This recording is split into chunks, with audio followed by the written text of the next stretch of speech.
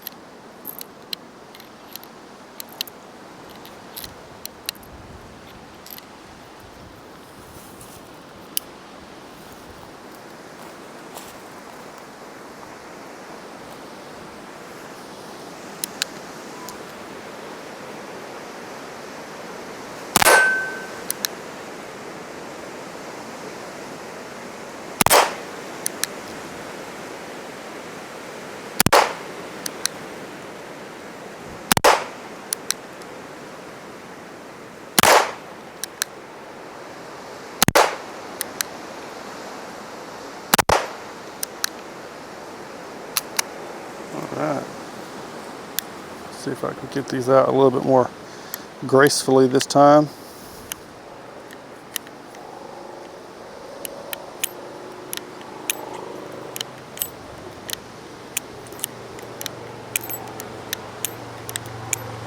Alright, there we go.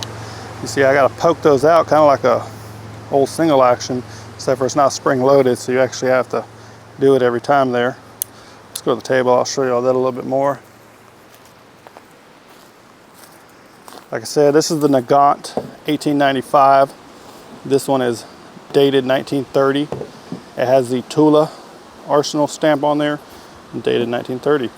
These were made, I think, until 1945 or so, eventually being phased out by the Tokarov and the Makarov. These were actually what replaced the Smith & Wessons that Russia had. These were made by a Belgian man, Leon Nagant. And this one has the importer's mark on it. It's okay shape. It's not the greatest shape, but it's okay. Got a little bitty small grip on it, lanyard ring. You've probably seen whenever I started the video, the holster I have for it here came with it, and it's got the cleaning rod, came with the little screwdriver and the lanyard for it. Got a little ammo pouch here. You can tuck a couple rounds in it here. Speaking of rounds, this is a unique revolver. That is a gas sealed revolver. It's got the bullet seated down inside of the casing there.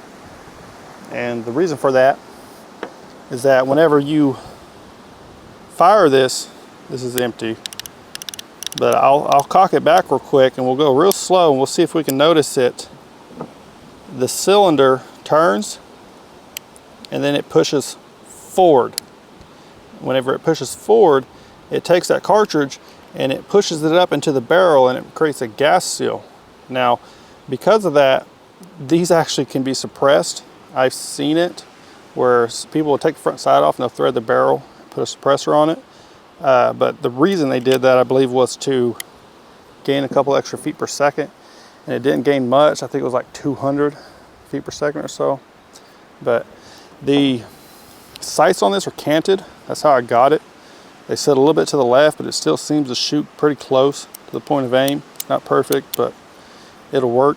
The front side is actually not really the problem with this revolver and being able to shoot it. The problem is the trigger pull. So this has about like a 20-pound double action trigger, and I'll try to shoot it in double action here after a while, but even the single action is a pretty heavy single action pull too. We'll go single action again, see if we can get some of that stuff off the top there. This cylinder is also, you can free turn it by hand there. And it's kind of the old Russian roulette. You can, I don't want to put my arm and hand too close to this right now because it's loaded and ready to shoot, but the barrel can be spun. Not the barrel, the cylinder. Anyways, let's go ahead and see if we can get these targets off the top. It may take all 7 rounds to do it. Hey. Got the 2-liter.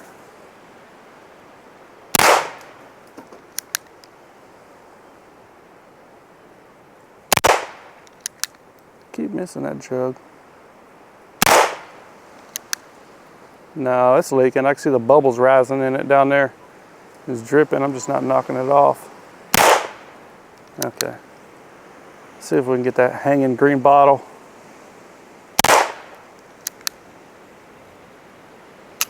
Empty.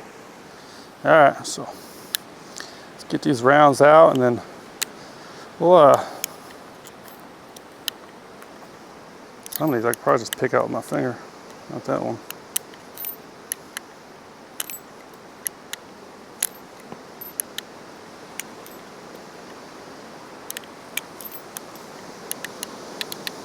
Well, if you was in a rush, you had to reload real quick, I'd have much prefer they had put a spring on that to help you out and get all caught up in what you're doing. And I can't turn the cylinder because you still got that ejector rod pushed down off of one of those cylinders there. But I'll show you now that it's empty, the ability to just roll that cylinder. It has a loading gate here.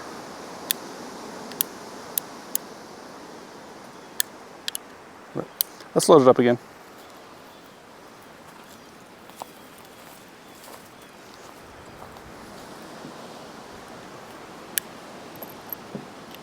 We're gonna try some double action pulls on it if I don't break my finger. Like I said, I'm probably exaggerating it, but at the same time I'm not. These are like super heavy double action triggers, probably the heaviest I've ever pulled, or anybody for that matter. They're up there on the top of the list. All right, we're just gonna try for the big plate there. I don't want to give myself too small of a target. Golly, see, that's insane.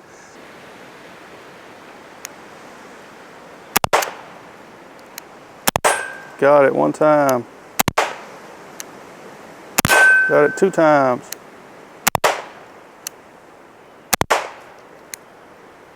Yeah, that's horrible. And it's not even that it's a heavy trigger too. Whenever you're coming back with it, it's heavy to pull, but then you get right there and it stops. It blocks you. It has a wall right there. And then you got to pull it even harder to break it. And so we had to come back here. The camera shut off on us. I was talking about this double action pull. These are still fired empty casings inside of here, but it has a super heavy trigger pull, but then it comes there to a wall. And then whenever it goes to push the cylinder forward, you have to pull it even harder right before it breaks it. So it's very hard to shoot that without jerking this gun around and throwing your shot off. But thought we'd bring it out, take a couple shots with it.